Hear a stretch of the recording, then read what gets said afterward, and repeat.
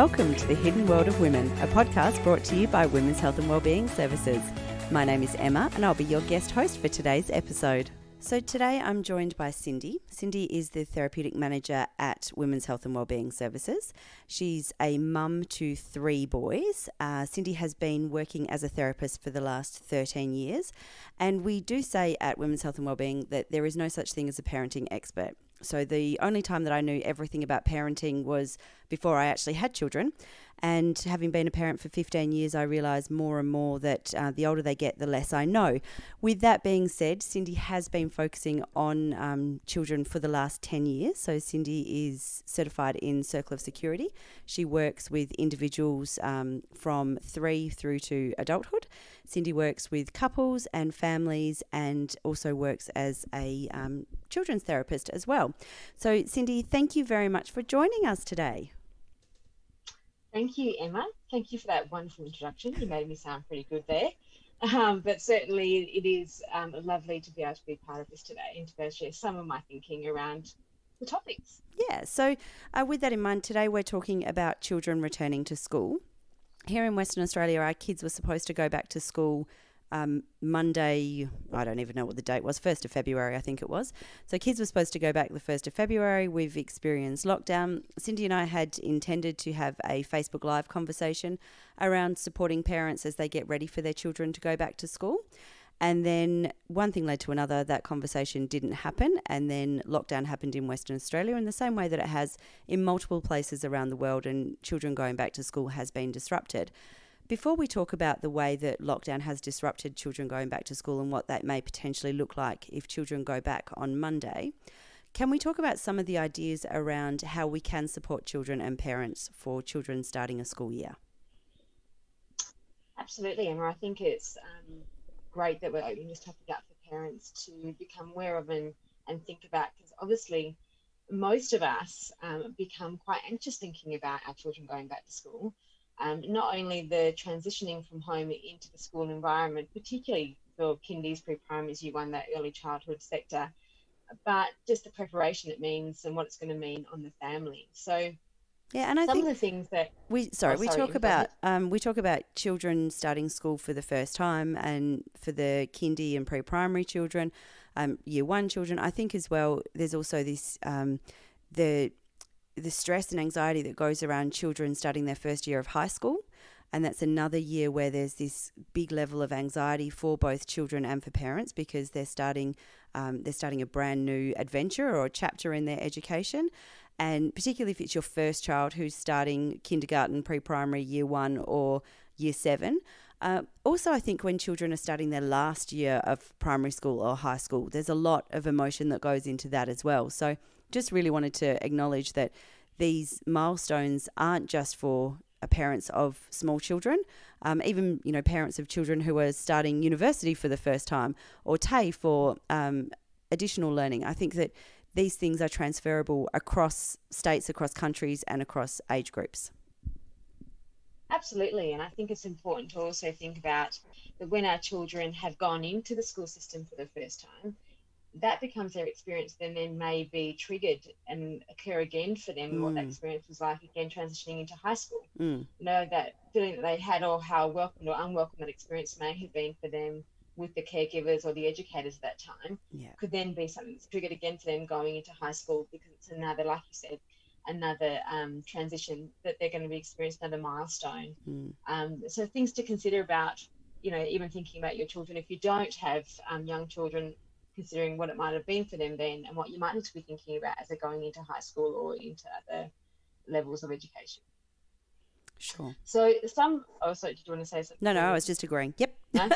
Okay, just cutting away there. Yeah. So things that I think we need to kind of remember is that it's anxiety provoking. Any kind of change, any kind of transition that we have as people, but especially our little people, is really quite big. So what they know of in their world is you are their safe person, their family is their safe environment, and when they separate from that for periods of time, it becomes quite scary. Yeah. So things you're going to probably be seeing is you might be seeing big behaviours where kids might be crying a little bit more, they might be seeking your connection a little bit more, you might be seeing some yelling, even some kind of clinging behaviour.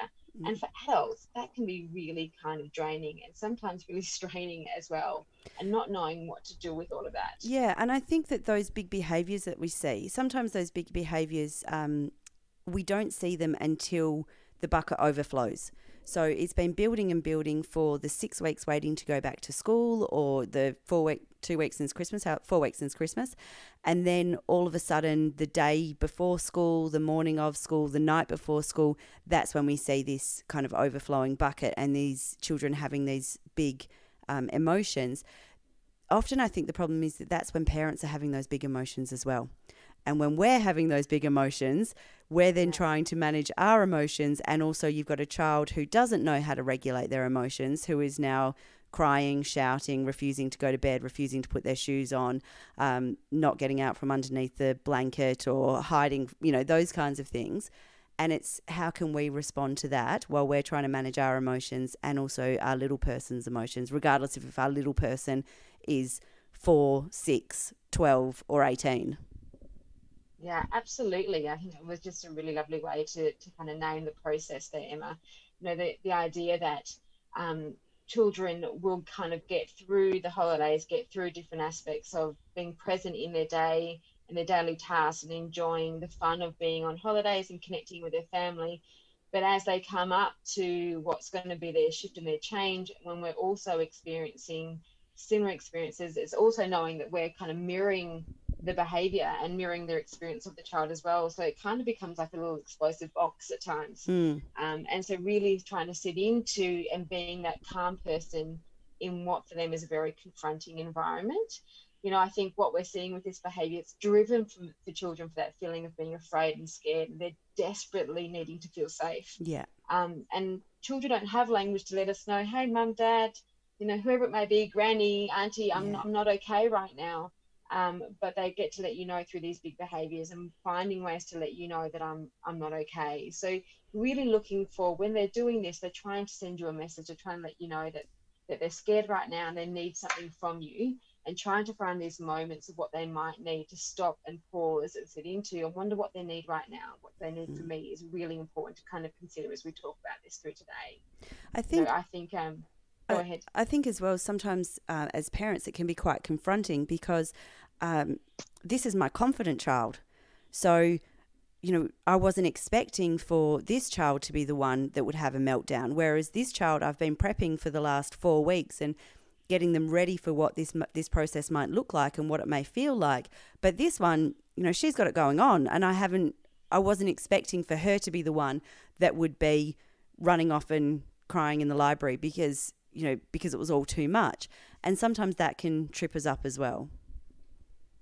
Absolutely. I think Maggie Dent calls them the roosters when she talks about children who are the confident ones that go into those scenarios, but they certainly have the same fears that everyone else does. Yeah. And I think when we can feel that's unexpected, when they go off and show you that the fear is actually present and we can feel a bit out of sorts too. Go, you were meant to kind of be okay in this scenario.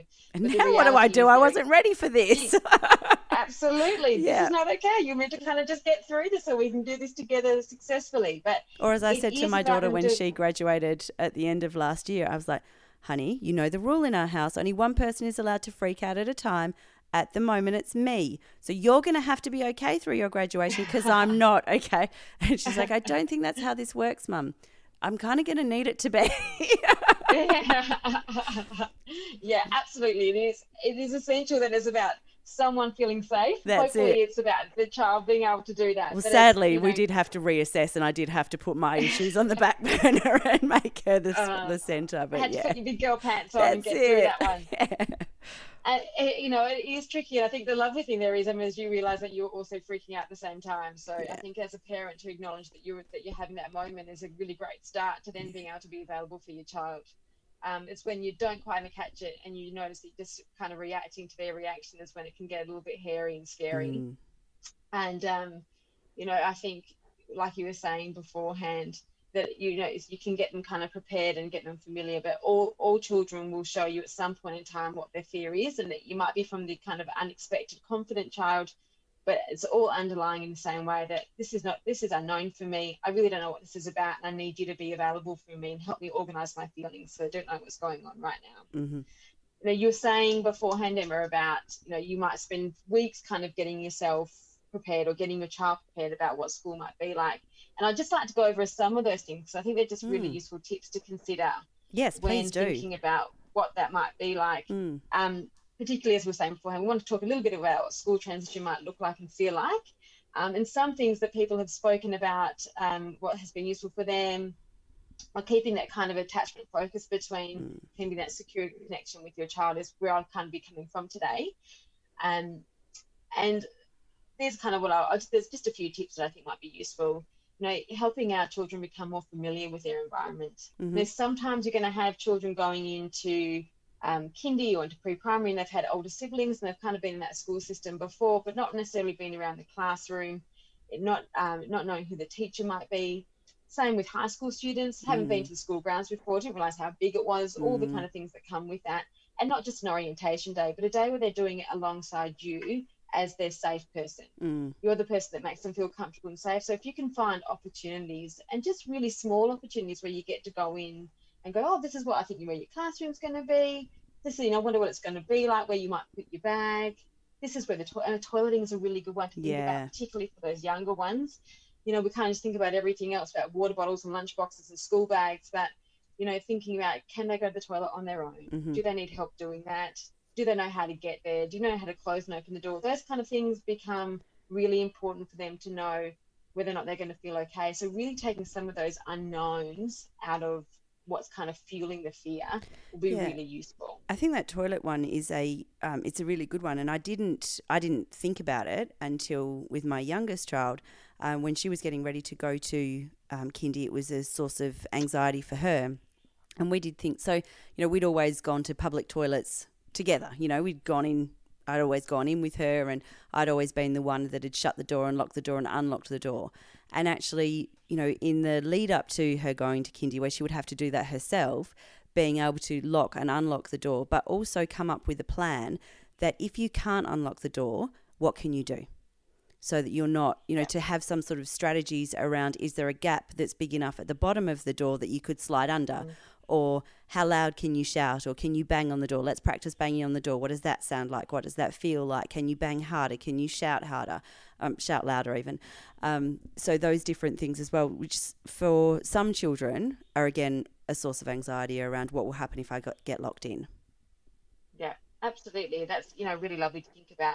What are some solutions that we can come up with about when things feel really tricky for you? Yeah. Because they're not going to be thinking about that. They're thinking about what it's like to be in this really foreign place. Yeah. So if we can put our adult brain on and help them come up with some ideas so that they feel a little bit safer, it's really good. I also think it's useful, particularly with that situation. I tried to take my adult brain off, and I tried to give her the opportunity to say, okay, if this happens, what could you do? Let's practice that. Yeah. What else could you do? Can you think of a different one? And let her come up with the solutions, because that way I think they're just a little bit more meaningful for her, that those are solutions that she's thought of, she's practiced, and she's got them there, as opposed to me coming in as an adult and saying, well, I'm the expert here. This is what I think you should do, but it not actually work for her. Absolutely. I think that's a really, really great way of pointing that out. It's not necessarily about you making the solutions for them, but giving them the opportunity to explore ideas with you so that you can help them find ways through that. That's it, and so creating that space for them. Yeah, absolutely. Holding a space for them to be able to consider what options might be, and guiding them through those opportunities and ideas around what they could do to kind of get out of their issues that they might experience at a time in school, and you're not around for them. So that's a really lovely way. I'm glad you pointed that out there.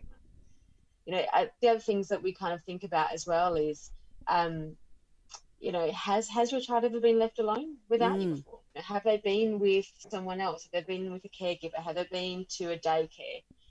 For some children that may not have been their experience. They may have never even been left with a grandparent before. So this is really new to them.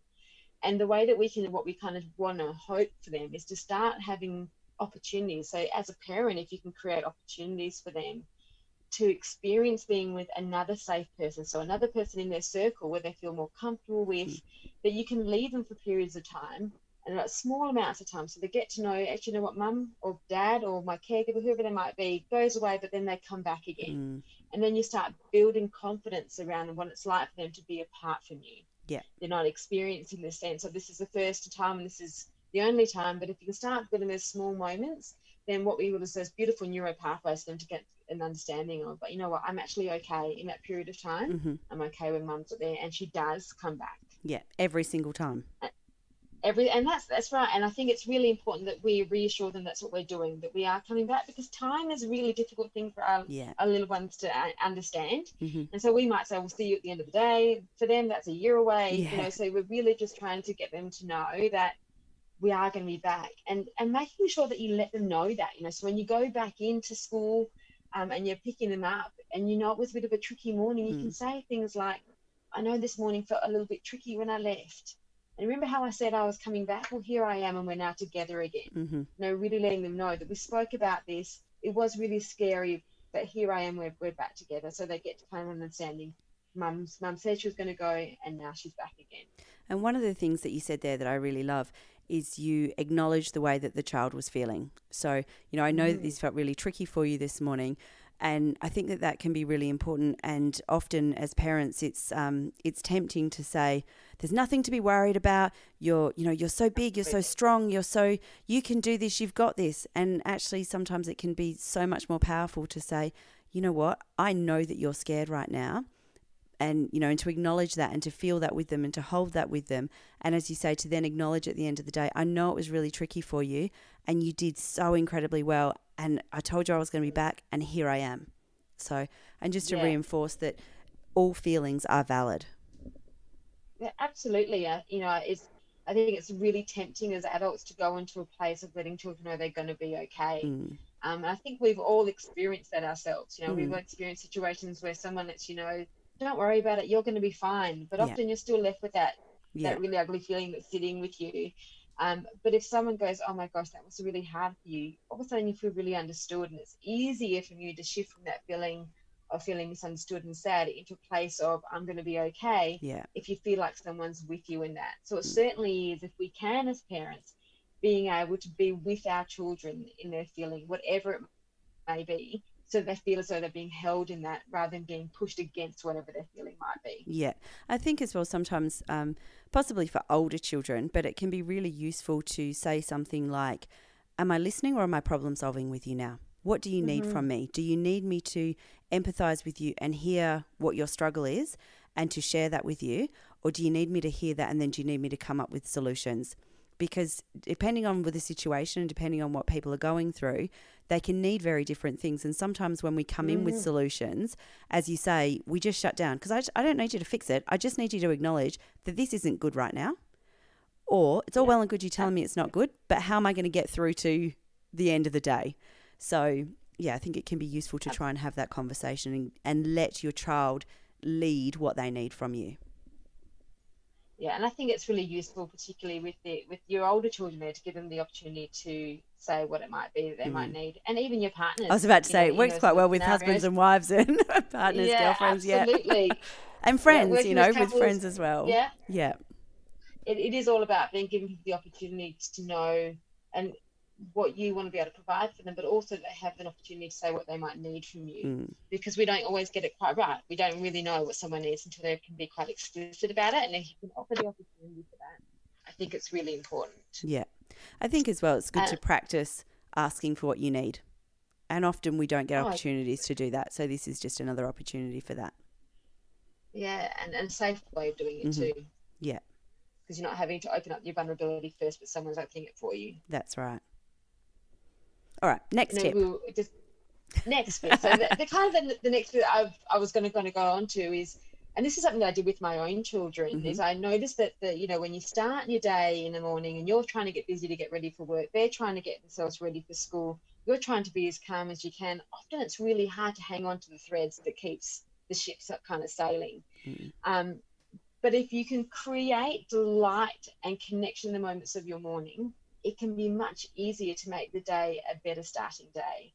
And so finding out what your kids might feel as though that you're delighting in them in that morning allows them to go into the transition into their school day with their cup full. Yeah. So things like playing their favorite song while they're getting ready for school, playing a game in the car on the way to school. So finding this kind of micro moments of connection, the small touches, the quick winks, they're then leaving you with a full loving cup and going into space ready for engagement, rather than in a place of feeling, withdrawn, not wanting to connect in, with everyone kind of bouncing off each other's fears in that morning. So if you can create a space where they're coming from, where they're feeling connected, where they're feeling delighted in, then you're more than likely to see a successful transition into school than if you were coming from a place where they didn't have much access to that. I think as well, I think it's fantastic. And from a child's perspective, it's great that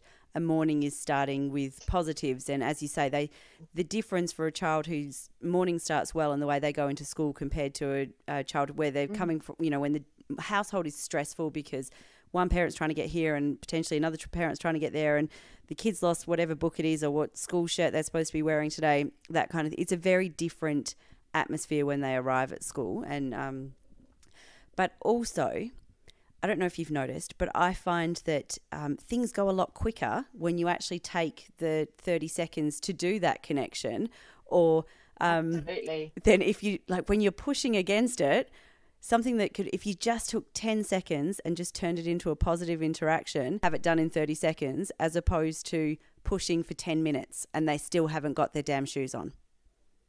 So. Oh, 100%. I think as parents, we've all experienced that. Sometimes we could even see ourselves in the middle of it. Just get your shoes on, just get your shoes on, just get your shoes on. And then that's, exactly, it takes a half an hour for that process to happen. But if it was something that was an ability to kind of have that micro connection, a quick game together, or a quick laugh over it, it's going to happen so much quicker, and the morning is so much easier. And it's something that I think we all know, but sometimes it's really hard to hang on to. So I think for myself as a parent, I go into a place going, okay, how do I want this in my morning to kind of go? How do I want this to be, so that you can kind of find the opportunities for that to happen. I do want to kind of put in here as well that it's not going to happen all the time.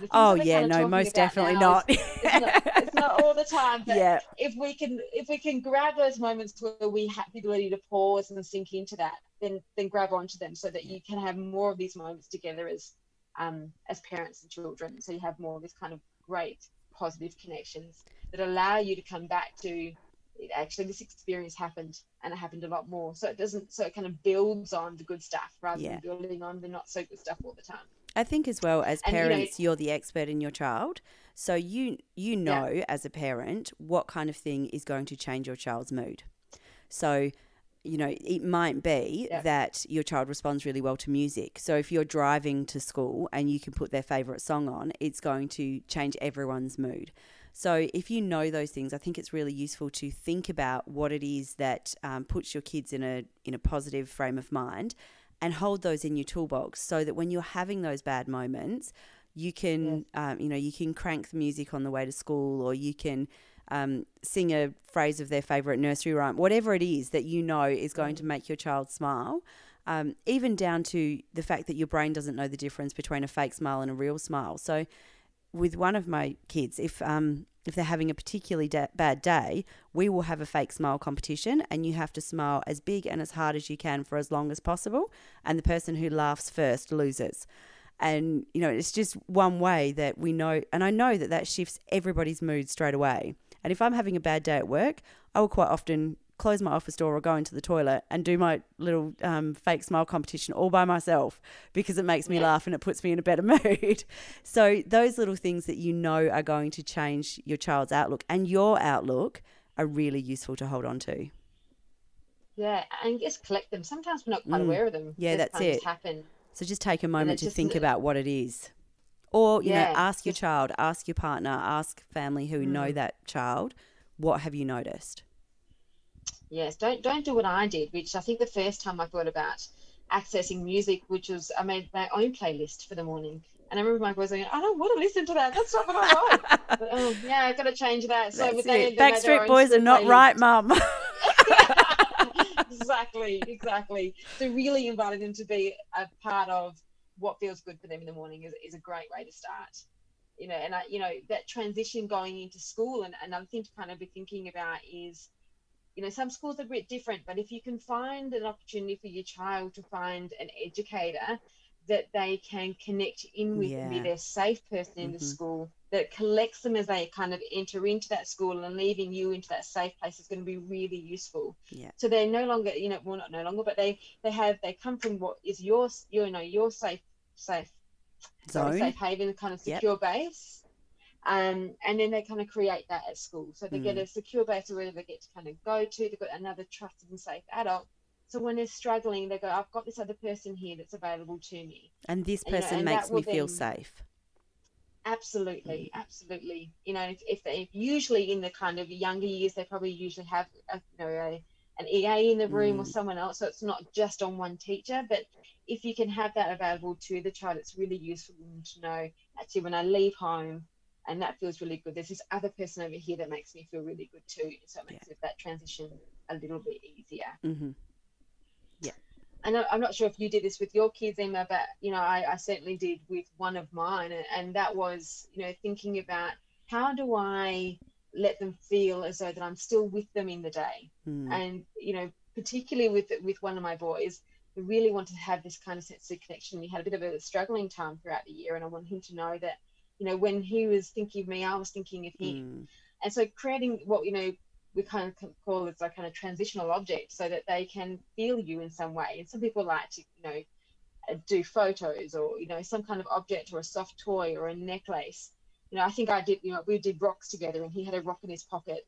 Every time he thought about it, he would hold on to that, and that'd be our connection together. It really it gives them something tangible to feel as though that you're still with them in some way. And there's some beautiful books around this as well.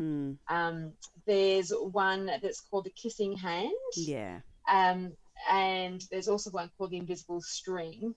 And they're just really books that you might like to get from the library and read with your kids, so they get an understanding about what that can mean. It has some language around it that you can use as a parent as well. So we're just continually kind of building on successful transitional experiences in safe and positive ways, I think is just a great place to kind of start. We did with one of our kids. He had a stone in his pocket, and that worked in a couple of different ways, partly because it worked in the same way that you suggested, but also because when he wasn't having a good time, he could actually, it was moments of mindfulness. So we actually went through, how does it feel? Is it smooth? Is it rough? How does it feel having the weight of that in your hand? Does it feel cold? Does it feel warm? So those kinds of things with it as well. And with one of my children, I drew a heart in permanent marker on her hand and one in my hand. So if she needed me, she could squeeze it and I'd be able to feel it, and she'd be able to feel me squeezing back. So those kinds of things where there's always that connection, because actually she would put her hand on her heart and, be able to feel me, all of those kinds of things. So whatever it takes to, I guess, as you say, keep that connection there when we're not physically present as well. So know that although we're not physically there, we're always going to be there for them. Yeah, absolutely. That's exactly about giving them some sense of, my primary person's there. Even when I can't see them, they're still there. They're still thinking of me too, just as much as I'm thinking of them. Yeah. Any other tips? So we've kind of gone. Well, I guess what I'm thinking now is we've gone through some ideas about what we were considering before kind of this lockdown happened in WA. Yeah.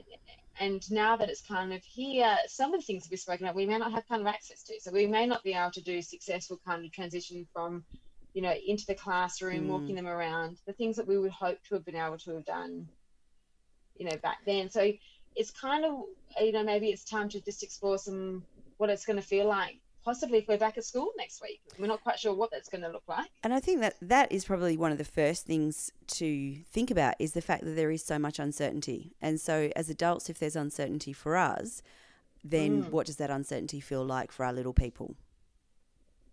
Exactly. And I think the one thing that we have in our pockets at the moment is that we've been here before. So unlike the last time this happened, we weren't sure what it was going to look like, what it was going to feel like, if we're going to even survive it. And there's lots of questions around it. And that's something that I really kind of hold as adults, as going, we have done this before. We've been here before. We know what this looks like, feels like. So I would encourage you to kind of be holding that for children as well, going, no, we were here. Remember, we did do this. The parts of it that felt good, parts that didn't feel so good. So I'd encourage parents to be thinking about, what are my kind of lessons learned? What did I learn last time about myself, about my children? Can I multitask? What time of the day was the most hectic? Can I share some of this with my co-parent? What was too much? Really trying to, I guess what we're trying to do is model to our children where you can, the ability to kind of be flexible and adaptive to change, because at this kind of time is when we're going to have to probably be doing that the most. And I absolutely realize that as I say this, that is no easy task. No. And I think that it's also, as you're saying, can I multitask? I'm thinking, no, I can't, not really. Yes, exactly. That's the first thing I thought. Yeah.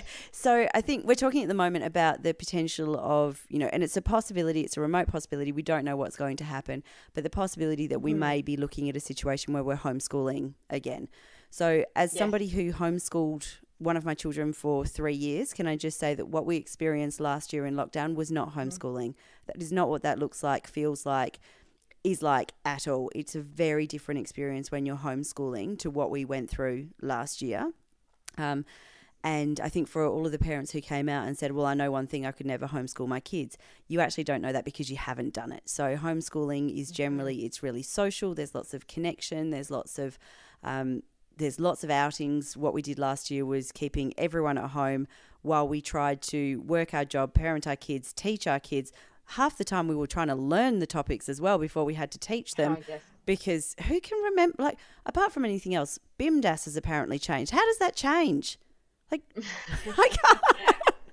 And so, those kinds of things. What do you mean when you don't do long division anymore? How do you not do long division? Exactly. So find yourself on YouTube figuring out how to teach That's things. it. Hang on a minute. What does this word actually... Oh, right. Oh, when I went to school, it was called this. Oh, I know how to do that. Why have they changed the name? So, all of those kinds of things where there was that added layer of pressure that we just think, far out. What was wrong with just... Yeah, whatever. So, so I think that what we went through last year, we learnt that we can't be everything at all times. You cannot work like you don't parent and parent like you don't work, and also suddenly become a teacher and trying to keep on top of all of the emails and the connect messages and the YouTube videos and the worksheets and all of these things that you were supposed to do. And I think it's around going, well, actually, how do we prioritize and what do we do? Absolutely. Yeah, that's it. I think it's, I love what you just said, you said beforehand, you can't be everything. It's impossible, but for somehow we keep trying. We really do. We do. But, it's try and seek out opportunities just to kind of slow down. Yeah. I think we just try to do so much. I mean, personally, I know that I had many moments of that, trying to do all of it at once. But just to slow down and breathe into, how can I allow myself to be more flexible? Even though you can, you see so many people around you, sending off their different things to do with the online learning and ticking things off. Like you said beforehand, Emma, you are the expert in your child. You know how much they can do. You know how much they can't do. You know what you can be part of and what you can't be part of. So, as their parent, what worked and what didn't work. I think as well, into that. You know the signs of when your kid isn't going to achieve anything else today. And stop. Don't keep pushing against that brick wall. Change what you're doing, possibly come back to it, or just go, you know what, in the grand scheme of things, it doesn't really matter if we don't do 2 hours of this today and we only do 15 minutes. So, yeah. Exactly. And sometimes we don't know the signs, right? You said sometimes we think we know what's going on for our child and we don't see it until it's absolutely at the other end. Yeah. Because we've been, busy trying to do so much. So if we can try and just, think about what we want to be able to provide for our children, is let you know that this is too much. So if we can slow down enough so we can see those signs, because they are there, and their behavior tells us all the time. Like we said, their words don't, but their behaviour certainly will. So slow down so you can see those signs, so you can help you and help them get through possible online learning, whatever it may be, in a successful way for both of you. And, I think, even for me, even thinking about online learning was something I thought, oh, gosh, I can do a week with my kids at home, but doing another week if they were online learning is something else completely different. Yeah. So, that can be quite triggering. I think quite triggering to think about, oh my gosh, and anxiety provoking. Like, how are we going to do this all again? So self-care here for parents is really important. Yeah. To allow yourself to know, actually, I found that really hard last time. So what can I do for myself this time as a parent to make sure that I can get through this and still be available for my children? I think as well it could be, and this is obviously difficult for parents who haven't had to go through this last year because their children weren't at school. So this is all brand new. My suggestion would be generally with a lot of the with a lot of the schools, there are Facebook groups for parents attached to that school. You can always jump on that and ask for other people's suggestions, thoughts, advice, and reach out to people who have been through it before. Don't compare yourself to other people's social media version of themselves, because nobody puts the worst version of themselves on social media. So you're often comparing your worst day to their best day, or a really shiny version of their best day that's had some of the negative moments have been omitted from the story perhaps. So I think that's really useful to kind of go, am I comparing apples with apples? And also know that just because Jane's doing this and Jane's ticking all the boxes and Jane's doesn't mean that you need to as well. So the only person you need to compare yourself to is you. As well, I just think honestly we need to think as well for our children perhaps around what is it that they're going to struggle with most in this situation. So are they going to be most worried about the fact that they're not sitting in their social studies class at 2:00, or are they going to be most worried about the fact that they were expecting to be going back to school and seeing their friends and having recess and lunch with them every day, 5 days a week? And is it that social connection that they're going to miss? And other things that we can do. And the thought of having to do another Zoom meeting actually makes me break out in sweat. But, or having to try and do Zoom play dates again. But what ways can we actually create that social connection for our kids? Yeah, I think that's it. I mean, like you said, I think for some kids, this extra week and possibly into next week is really welcomed, and they're like high-fiving each other and think it's the best thing ever. And for others, like my very little one, was just so excited about going into pre-primary and was devastated that he's not there this week. So it's really trying to figure out, what was the expectation of my child? How do they respond to this change? What are they thinking now? And knowing that through all of that, what they're wanting and what they're kind of going to be seeking is some safety and security through this, because that's what we get to provide them. We don't get to kind of control what's going on the outside, but we get to provide them with that calm, consistent, safe environment in a way that will let them kind of feel that worry and fear, but still feel okay. Because it can kind of listen, like you said, am I going to be sitting next to my favorite person, or am I now not going to get to see my friends, and then the worry that kind of can come from that. And we've got to remember that we've got this thing called the amygdala, right? And it's shaped like a little almond. It's like a personal warrior. Its job to come out and keep us safe, and its job is to kind of gets triggered when things are out of our control. And this environment right now, out of our control. It's it's about us looking at how can we control what's in our own environment, focus on what we can do one day at a time. And I think it's useful to think about that as adults, people who don't necessarily watch the news, people who don't necessarily tune, how many of them, I think there were 6,000 West Australians today tuned into the Channel 7 news media briefing. So around what's happening in an update. So as adults, we're sitting in this situation of uncertainty and not knowing what's happening. And as you said, we've got all of these, all of the amygdalas out there trying to keep us all safe. We've got fight and flight happening. We've got and freeze. And we're all sitting there hungry for information. And, I think probably most of the information came in the first 3 minutes of the press conference, and people are still watching the next 57 minutes to see, is there anything else in there that I can grab and hold on to? So as adults, we're trying to get something solid for us to hold on to, but our little people don't have, and I'm counting little people all the way up to, people who are taller than me. They don't have those same opportunities or can't voice that in the same way that we do. And often I think adults aren't really realising that that's what they're doing by watching these press releases and those things as well. So it can be useful to bear that in mind, I guess. Yeah, because we're wanting information so we can know more, but sometimes it can kind of breed fear a little bit too. If we don't get what we think we're going to get. And knowing that we can kind of make sense of that, because we're really lucky as adults because we've got this kind of prefrontal cortex that helps us out. But fingers crossed, we've all got a developed brain as adults. Yes, that's right. There are times I question it for myself. We all do. So, they're having lots of reactions here. So if you see your children having these reactions, they're letting you know they don't quite understand what's going on here. Yeah. And it can be really triggering for us as adults. But again, it's trying to see if we can just pause, take a breath and see what they need. What do they need from me right now in this moment? And I think right now we don't have much access to support, but there's lots out there. So don't forget things like Beyond Blue and Lifeline, Kids Helpline. They're there to be accessed. So if you need to have that support, if you're that person who's really doesn't have much access to other people, do things like connecting with the services that are out there, because you're not alone. And you do have these Facebook groups that, like you said before, Emma, that might be part of the class that, give you a bit more of a reality check on what's going on. Yeah. So sometimes there's kind of positive digital experiences that are worth tapping into. So we've sort of talked about what might happen if we have I kind of want to use inverted commas, a regular start to the school year. We've talked about what may happen if we have a similar situation to mid last year where we were homeschooling our kids or whatever we want to call that. But what about if we have a third different option where our children are going to school possibly for the first time, whether that's as a pre-primary kindy student or a year 7 student, and as parents, we don't get to go onto the school premises with them. How does that differ?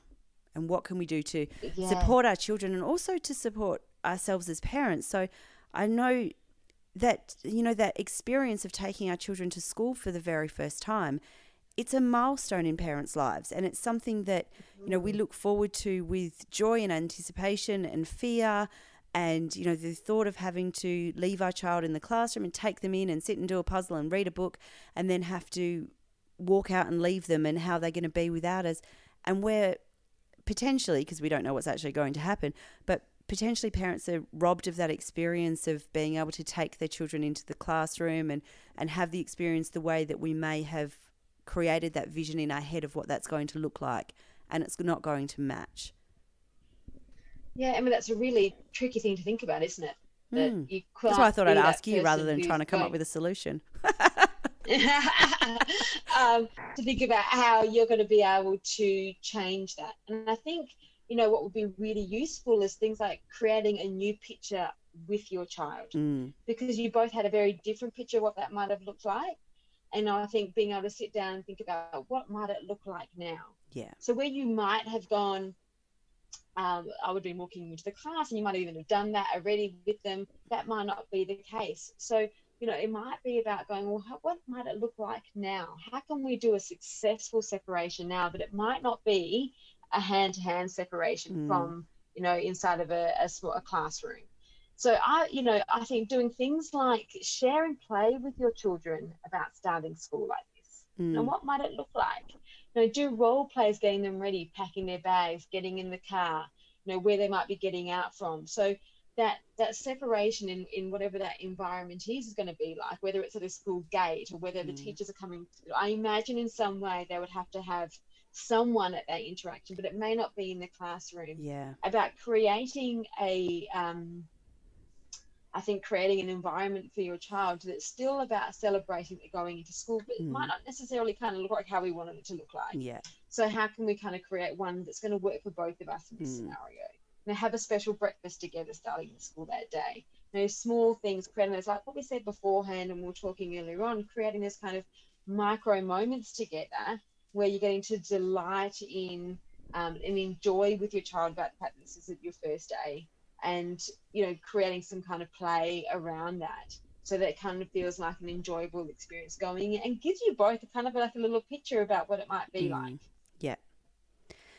When you're speaking with your child around how, we'd anticipated that I would be taking you into class, that might not happen now, and instead we might go to the gate and one of your teachers might come and get you and take you instead. Do you think it's useful to share with your child that you're disappointed about not being able to have that as well? Yeah, I would certainly I mean, you don't want to project your own Mm, distress. I mean, that's something I want to kind of put forward as well. But to be able to go something like, I was really looking forward to being able to mm, see your classroom too. yeah. But now you're going to have to tell me all about it, and I can't wait to hear what you tell me what it's like. I think So that they that know can that you actually, wanted to share in that. yeah, I think that can be a useful almost activity. And again, the mindfulness thing of I'd really wanted to walk you to your classroom and see what your classroom looks like. Now you're going to have to tell me about it. Do you think you can use your eyes to take pictures of the classroom so Mm, when you can come out, you can tell me all about it? And then, yeah. don't forget, when you're dropping them off, don't forget I need you to use your eyes to take photos of the classroom. So, Mm, so you can tell me all the details. So when they do get into their class, they've got that time to actually take a moment and look around and slowly process what's in the classroom and what does it look like. And, perhaps things like, I want you to tell me what your favorite thing that's on the wall is, or I want you to tell me whereabouts is your teacher's desk, or do you think you can draw your classroom for me? Those kinds of things that may actually help them slow down a little bit and take their surroundings in.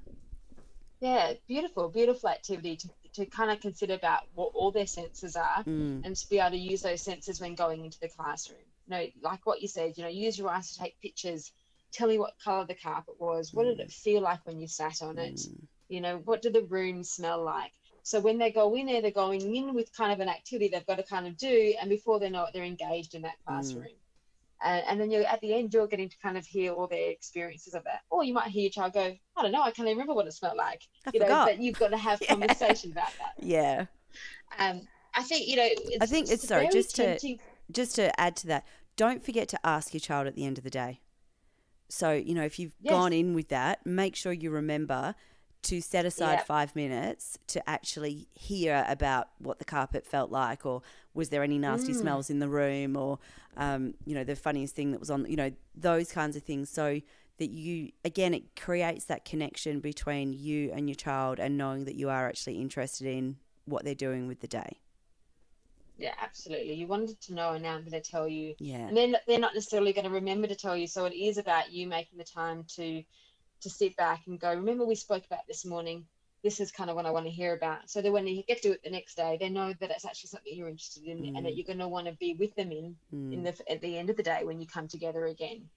I think it's, sometimes it's tempting as parents to kind of just getting on with your day. And even in that experience of your child feeling distressed about the fact they're going to be leaving you in a space they weren't expecting to, like you said at the very beginning, I think, Emma, you were saying things like, we're tempted to say, you'll be right, it's going to be fine, the day mm, goes so fast, toughen up, don't worry yeah. about it. And, what our children end up kind of hearing are things like, actually, it doesn't really matter about how you feel. Mm, It doesn't matter that you're scared, you're going to be fine. But what we really want them to hear is, I know what you're feeling, mm. and I know this is what it's going to be like for you, and I'm still going to be here at the end of that. And so they have the capacity to be heard and felt in that moment. And I We think want to be, this gives sorry, go ahead. I think this gives children the opportunity as well to be their own expert and to Mm-hmm. trust their own emotions and their own experiences rather than, I'm feeling scared. No, you're not, you're fine. There's nothing to be scared about. Yes. Well, actually, Yeah. there is, because I've never been here before. I've never left you for 8 hours before. I don't know what's coming. My teacher might be nasty. I've never had to use a public toilet all by myself before. I've never had to drink from a water fountain. I don't know how to drink from a water fountain without it going up my nose. It's something I still struggle with. And they all have water bottles now, but, when I went to school, it was an issue.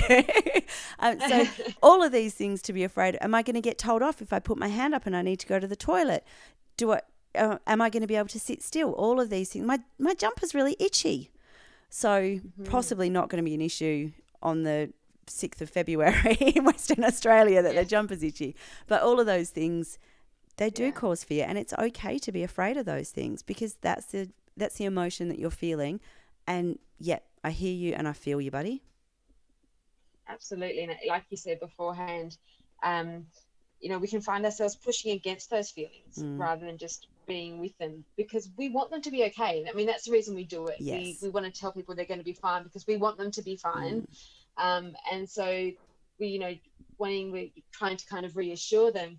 Just the reassuring is letting them know that we understand their feeling. And like when we're talking about those confident roosters that go out there and then all of a sudden they're not so confident anymore, it might be really tempting to go, "You're going to be fine. I know yeah. you're fine." Yeah. because that's what we were expecting to see. But really, they're letting you know, actually, I'm not okay, and I'm actually really worried here, and I'm not sure what to do. And so, if you can kind of, help them and guess with them what the feeling might be behind that is really useful too, because they're not going to have the words.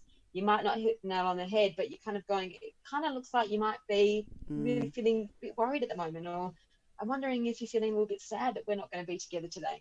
Let them know that you're seeking to find out what's the feeling that you have right now, and what do you need me to do to kind of help you through that. Yeah.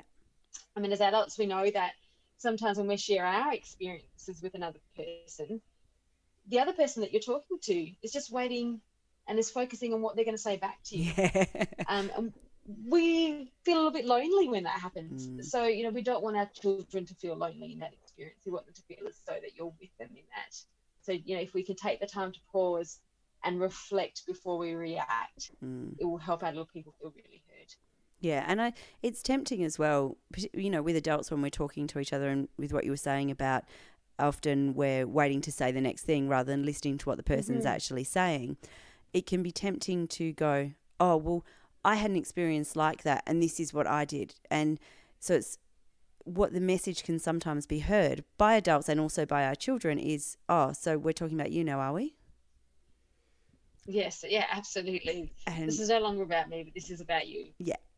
And similarly, with children, okay, so the child is upset, but mum's got to get to work or dad's got to get to work. So my feelings don't get counted because mum's more important. So I think it's really useful to be able to, as parents, compartmentalize. You know what I'm trying to say? I can't get the word out. Compartmentalize. Thank you. I don't mean to. Oh, how terrible is that? And our feelings and what we need, and our children's as well. So and I think that when you do that, you're more likely to meet the needs of both, because things often go a lot faster when you are present for your children than if you're trying to push against it. Yeah, definitely hit the nail on the head there. I think it's about trying to figure out how you can allow the small moment of being present, being available for them, rather than trying to rush through it and then it taking a million times longer. Yeah. I think, one of the other things I was thinking of is, as we get through this time, this new kind of experience going into school, is to sit and think about and explore with your kids. What did we enjoy last time we did this? Can you remember what as a family, what kind of experience did we really like? What was fun about online learning, or what was fun about being at home with just our family? And even exploring what was the tricky times and what can we do different about it this time. Yeah. So that they get to have kind of the conversation with you about what it could be like, and remember the good moments that you kind of have, but also to think about, actually, this was really tricky and I wonder how we can do it differently, and I'm going to kind of help you get through that. Yeah, and as you say, again, I keep harping on about the fact that we're allowing our children to be the experts, but asking our children what would they like it to look like? So, when you're looking at home learning, or just even for this week, what would you like this to look like? What would you like this to feel like? What do you think we can do to make it look like that? Or, if this is what you want it to feel like now, how is that different to how it felt last time? And what can we do differently so it does feel like that this time? And giving them the space to actually have input into it and have some sense of control, rather than as adults coming in as the expert and saying, well, we're going to sit down and from 8:30 until 12 o'clock, we're going to work on this. When, some children don't actually turn on and start functioning till 11. If you're working from home, there's nothing to stop you starting schoolwork at 11. Or, I really would like to play more board games. Awesome. What kind of board games would you like to play? And how can we incorporate that into our days? Yeah, just really kind of modelling that flexibility and possibilities of online learning. And I being think at home, I think. And giving the kids that sense of control over something. And I think often that can be tricky for kids because they're in situations where they have no control.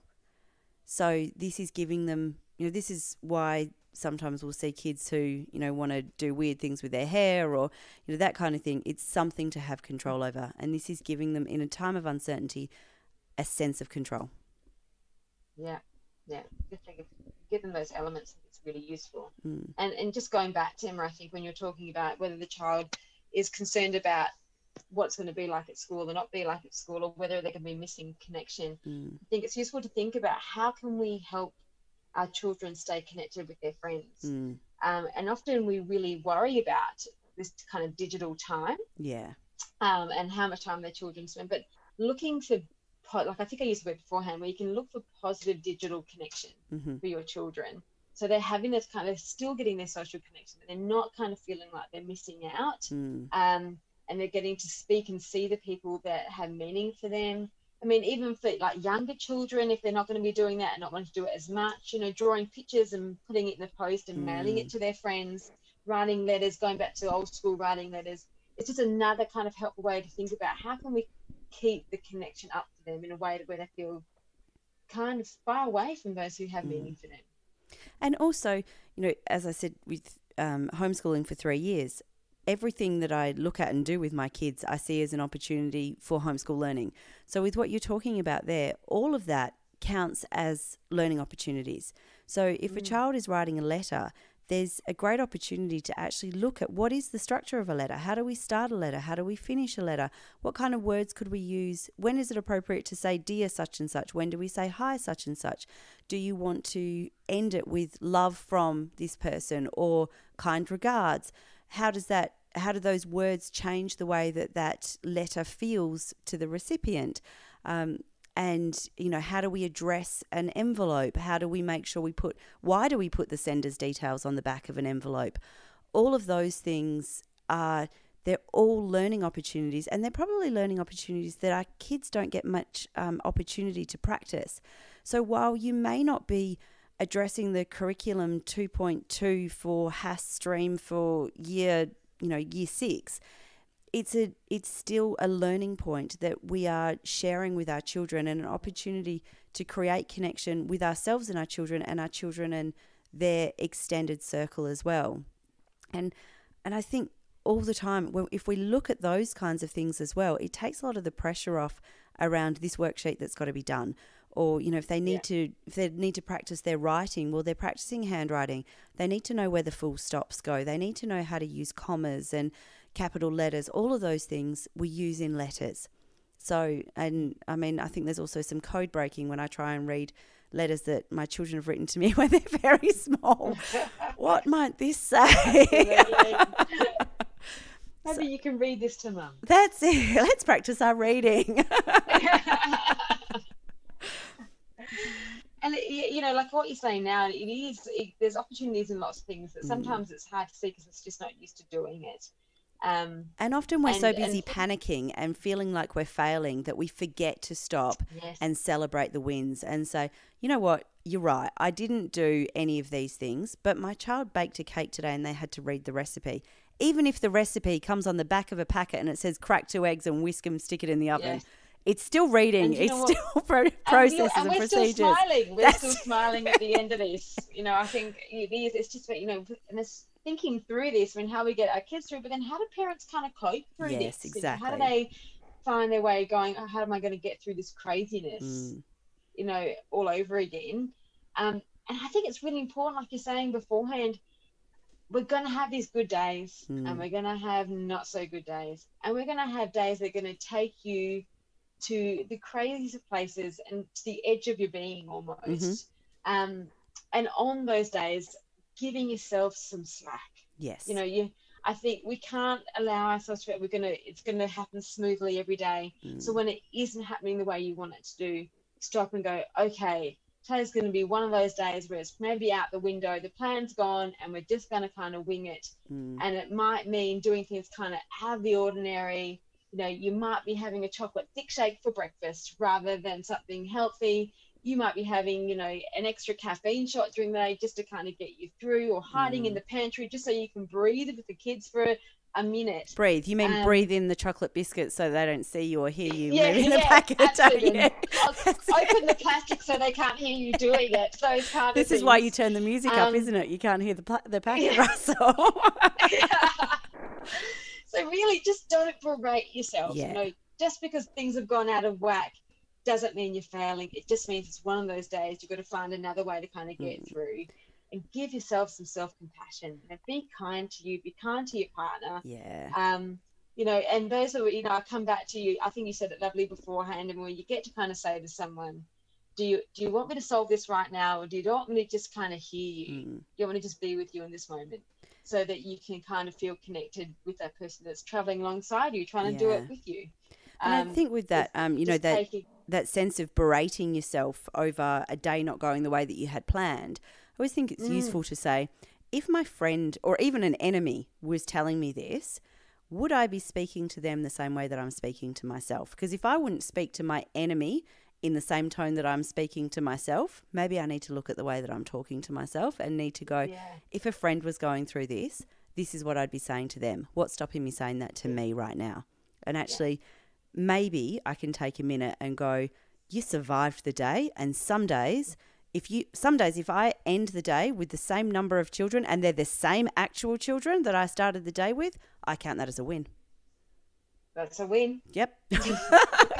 Some days my bar is low. It's just about, we're all still here at the end of the day. That's it. Now let's kind of regroup. Yeah. I think it's just finding ways for your family to kind of reduce stress through connection and laughter and fun. If there's anything to kind of help those kind of cortisol levels reduce down, it's just about kind of trying to do that. I think if you can find opportunities that works for your family, try and sneak them in those bad days to go, okay, let's just try to connect in again.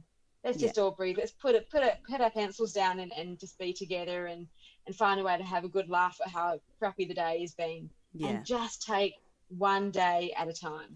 And sometimes 1 hour at a time. I was going to say sometimes 1 hour or 1 minute, depending on how bad the day is going. And I've had days where it's been 1 minute at a time, and if I can make it through the next minute, I can do this. Also, I think that you're talking about some different coping strategies and finding ways to laugh and connect with your family and your children, and ways to raise the cortisol levels. I think I made a joke about hiding in the pantry eating chocolate biscuits, and you spoke about having a chocolate thick shake or a extra shot of coffee. But just wanted to kind of point out that there are healthier options than having a bottle of bourbon for breakfast. Or even Absolutely. It's 12 o'clock somewhere at 10:30 in the morning where you're thinking, well, should I pour this glass of wine now? I think if you're saying it's 12 o'clock somewhere, should I pour this glass of wine? You probably know that it's probably not great to have wine with breakfast. Mm-hmm. And also know that, and sometimes people call it, you're in the red zone then, right? Yeah. You're in that place where things aren't okay. So if you're having those thoughts, actually this is letting me know that I need to do something different right now. I need to change it. Yeah.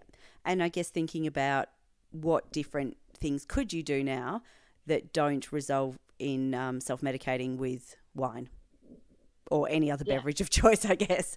Any other substance. Yeah, that's it. So, as you said, finding ways to laugh either by yourself, whether that means possibly, watching a comedy or watching YouTube clips, something that's going to lift your mood, whether it's finding connection and laughter with your children or with your partner or with friends. And I often think sharing some of the horror stories, when you share them at the time, you think, oh my God, but afterwards they do make really funny stories, don't you think? You can have a great laugh afterwards, absolutely. That's In the it. time, not so much. But after, definitely.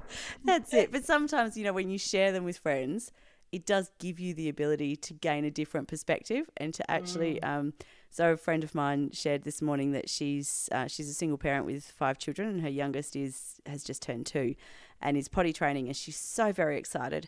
And she weed on the potty for the very first time, and all of her brothers and sisters and her mum were standing around with her and cheering and clapping, and they said, did you go wheeze on the potty? And she picked the potty up and turned it upside down on top of her head to prove that she'd weed in the potty. Yes. And at that moment, right that's there. it. At that moment in time, my friend, the mum, did not think that was a funny story. I, however, think that it's hilarious. And by sharing that, she was able to, to kind of reassess and go, you know what, everyone's clean, it's all fine. Yes, it's funny now. I can see the funny side, but she just was not in a good place. But no, when you get to share a story, you get to have some perspective, don't you? Yes, yeah, most definitely. Any other thoughts on what, I guess, parents... So you spoke right back at the beginning around how all of the thoughts of children going back to school, and this is without the possibility of parenting while our children are, homeschooling our children, and without the possibility of our children possibly going back without parents being allowed on school grounds, how that can be really anxiety provoking.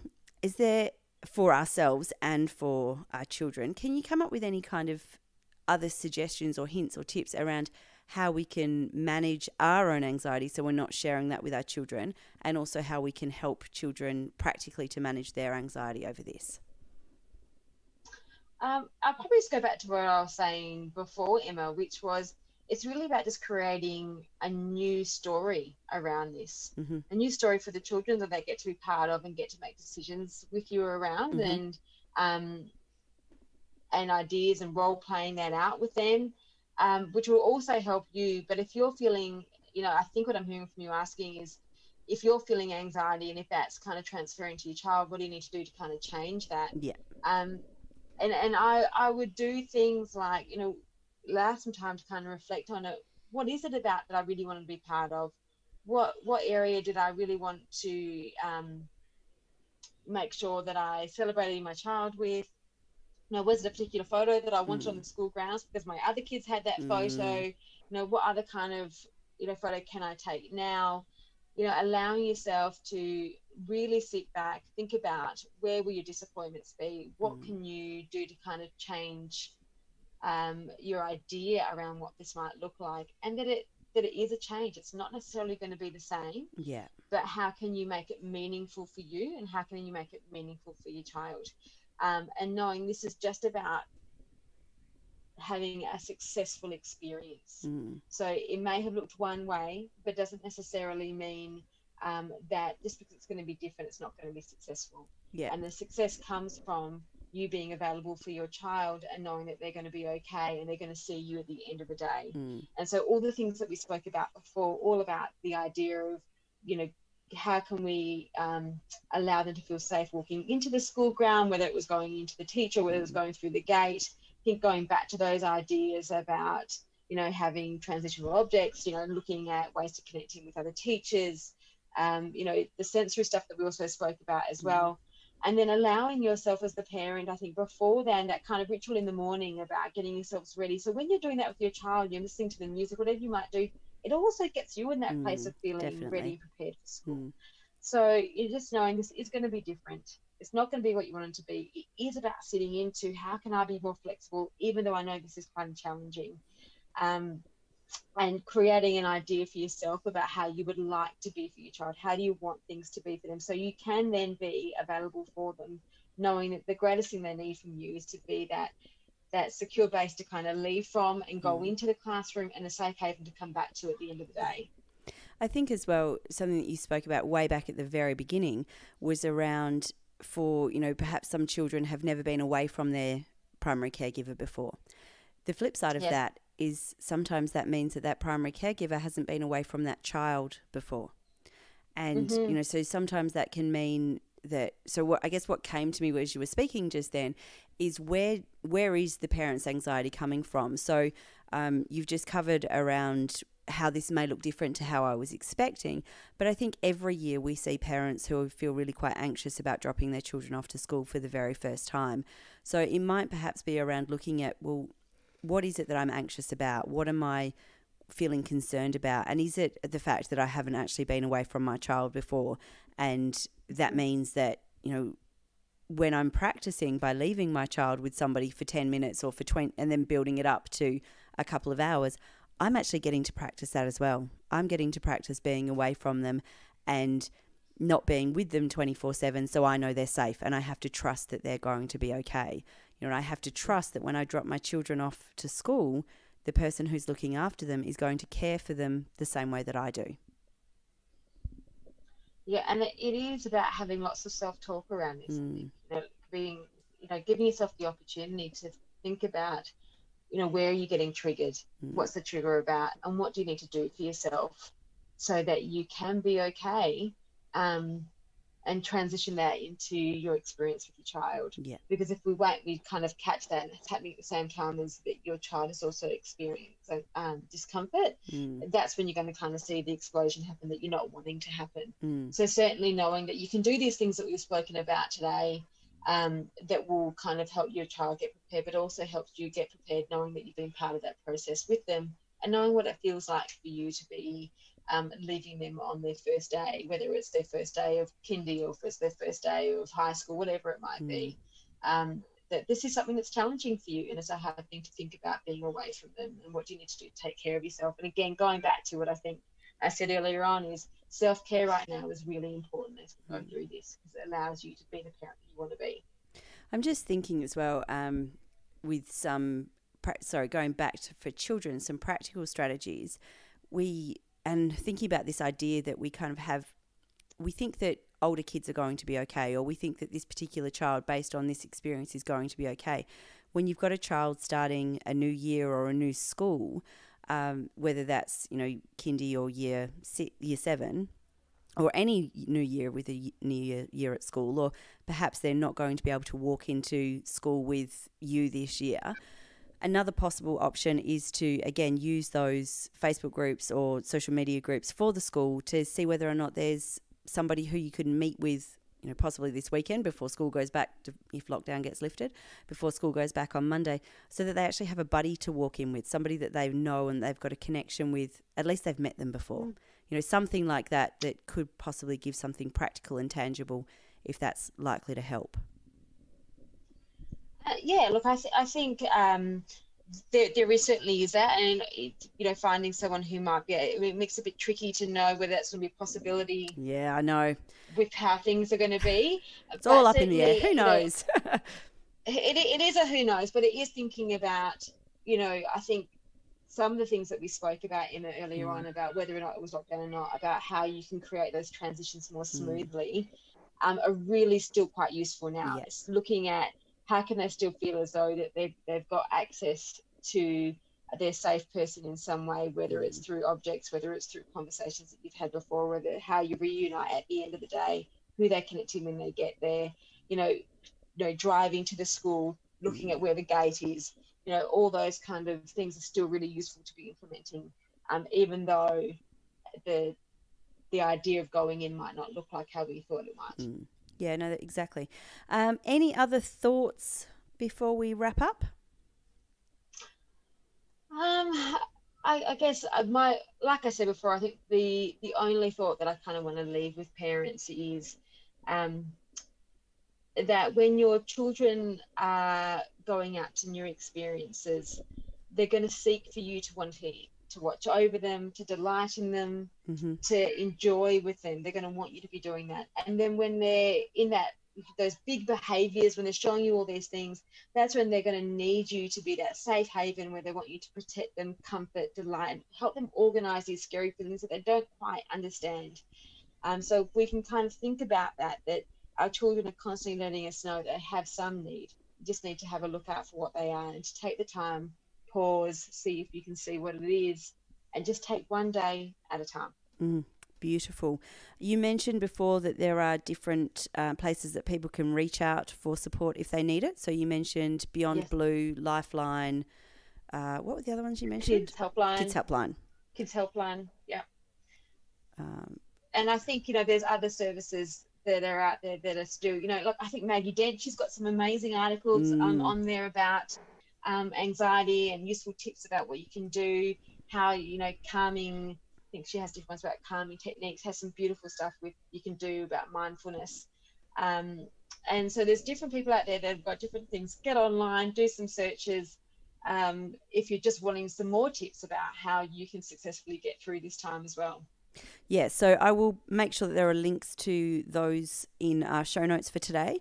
And also we do have a Women's Health and Wellbeing Service parent group, which is on Facebook. And if you just search for WHWS Parents, it's a public group that people can join. It's a safe space and while we are in this uncertain situation, we've got Kate is posting regularly with different activities that children can do at home. So they're on there. So there's word searches, there's things like scavenger hunts around the house and around the back garden, things that I guess to keep kids occupied in ways that don't involve a screen. As we spoke about, there's definitely positives for using screen and using the internet for social connection, but also there's positives for getting away from the screen and playing in different ways. And the scavenger hunt is also a really great way to create connection between parents and children. So that's available as well, and I'll make sure that there's a link for that in the Facebook group. I think that knowing that there are people all around the world who have been through what we're going through now, it certainly makes me feel somewhat more reassured that we're not the first people to do this. So we can draw on other people's experiences as well, and know that there are so many supports out there. Obviously, there is the Beyond Blue and Kids Helpline and the Maggie Dent information as well. Women's Health and Wellbeing Services do have counselling available if people are finding this situation particularly anxiety-provoking. So we've got individual counselling, couple counselling and family counselling, so you can always get in touch and find out more about that. And then we've got a plethora of different videos on our YouTube channel as well that you can check out and see if there's something useful there. So, and I was also thinking, I'll just jump in. Yeah, go for it. Throughout today that we've spoken, I've been using language, things like, secure base, safe haven, being with. These are all languages coming from the Circle of Security, and this is a group that we're going to be running this term. I'll be running it. So if anyone's interested in hearing and knowing more about how I've been talking today, then it's definitely worth having a look at that and seeing if you would like to come along. Most definitely. And thank you for that plug there. Forgot about that. So we do have Circle of Security coming up, and Cindy is running it and is a fantastic facilitator for Circle of Security. And Circle of Security, every parent should do, and I actually think every person should do, because I do find myself using it with my interpersonal relationships with my partner and my parents, and with colleagues and co-workers as well. So I do find it really useful. Cindy will be running that regardless of whether or not we're in lockdown. So if we are able to run an in-person group, then you will do it in a room all together with seeing everyone's smiling faces. And if not, then we'll be running it as a Zoom group, and it will be a private group, and we'll be seeing everybody's smiling faces. It'll just be across a screen instead of in person. It will indeed. Fantastic. Any last final thoughts? No, I don't think so. I think we kind of covered it. Yeah. But again, just taking each minute as you do, just to get through the day. Perfect. Well, if anybody does have any questions or thoughts, you can always shoot them through to us on our Facebook page or info@whws.org.au, and we'll be able to get back to you with that. Otherwise, Cindy, thank you so much for joining me today on my very first podcast guest hosting for Melanie. It was fantastic to chat with you we're doing this via Zoom, so thank you for making time to have this conversation. I really appreciate it. Thank you so much for inviting me, Emma. I have enjoyed it. Fantastic. This is Cindy's first time on a podcast, so now hopefully we'll have her converted and we'll have her on a few more. I noticed she's not saying yes. All right. Thank you very much. Never know. Yeah. Thank you very much, everyone. And we'll see you in a fortnight for the next episode.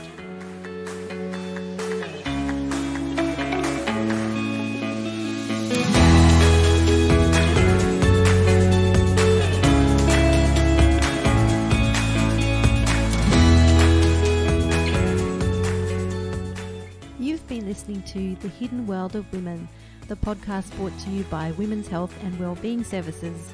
You can find us on Facebook, Instagram and YouTube by looking up Women's Health and Wellbeing Services. You can also find us at our website www.whws.org.au. Bye.